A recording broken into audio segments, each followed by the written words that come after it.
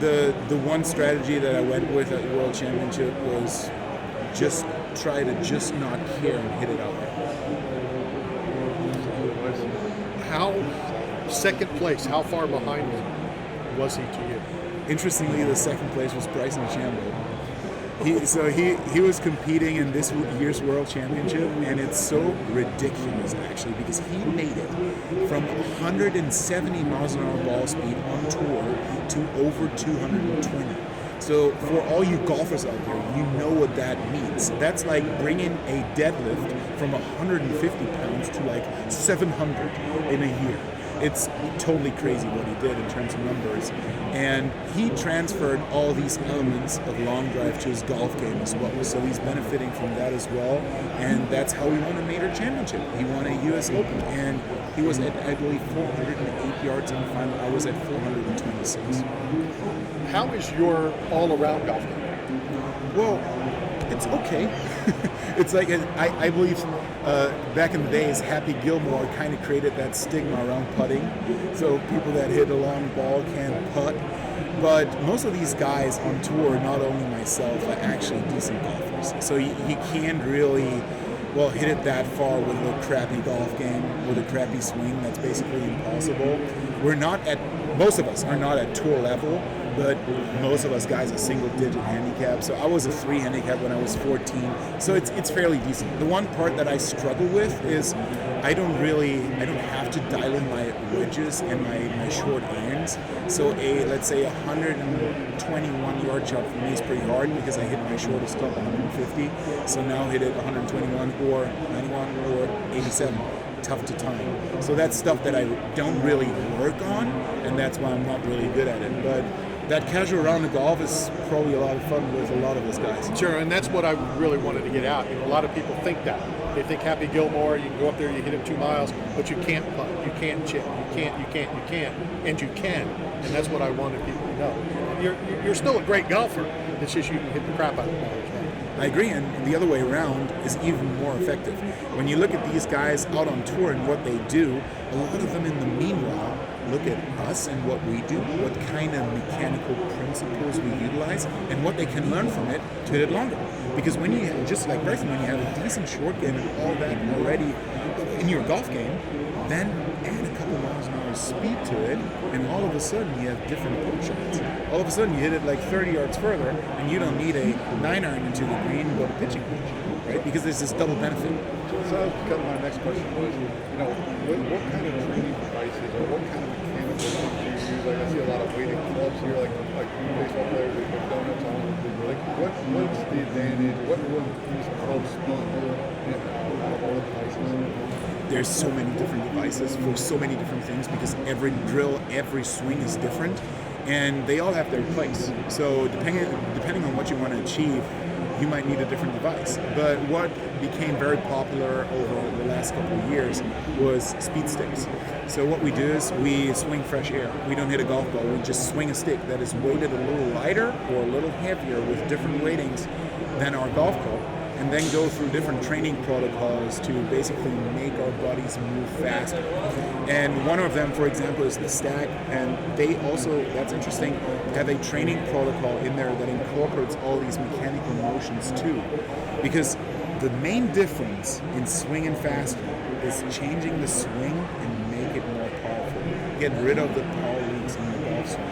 That's what's making it permanent, that's what's making it sustainable, and no, you don't have to swing like a long driver because we're pretty much maxing all of these out, right? And then we try to use all that adrenaline and yelling like all that stuff is super exciting out on TV especially to hit it as far as possible. But out on course you only have one try, you don't have 6 tries. So you want to use it just a little bit, but there's a lot to it. Talk about A, the crowds, and B, how do we move those crowds, not take them away from you, but have them go to a PGA tournament and be in the crowds of a PGA tournament?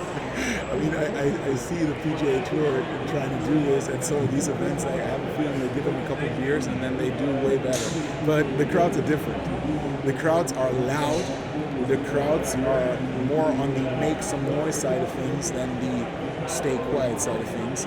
So for us, we don't need silence when we hit. It's actually the opposite. We want them to yell. We want them want them to give us the energy to squeeze out a couple more miles and a couple more yards.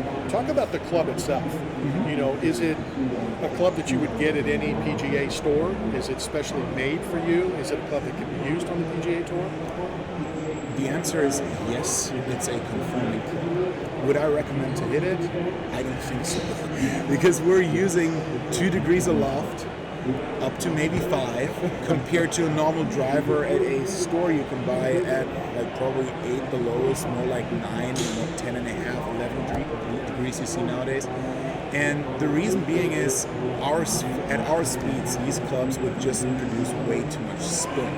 And that spin is just ballooning that ball up in the air, not moving it forward, but up in the air. So to hit a very high shot, these clubs might be very good, but you don't want to hit it high, you want to hit it far. So these clubs that we use go up to 48 inches of length, which is the longest allowed by the USGA. There's some local rules at PGA Tour tournaments that limit at 46, but we're going to 48.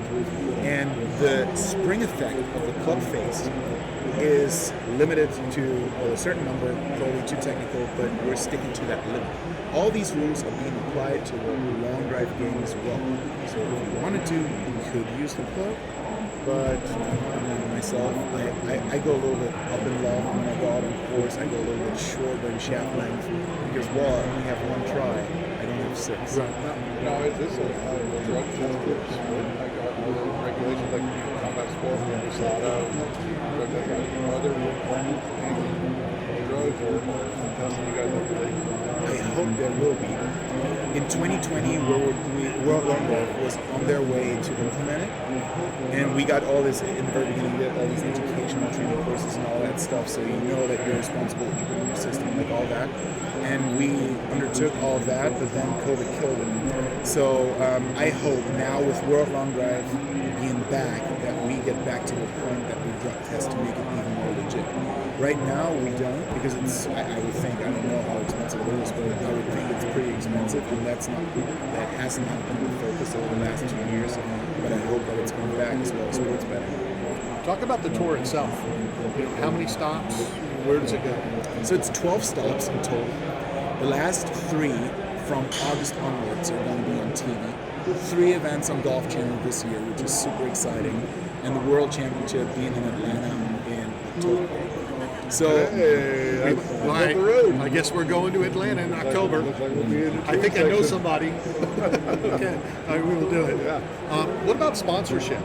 You know, a lot of sports you have sponsors, a lot of sports you can't. The UFC obviously took away sponsorship. How does that play out for you?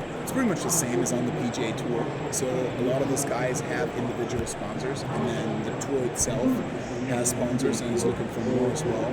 So all the TV coverage obviously has a lot of potential for endorsements, for placements, and all that.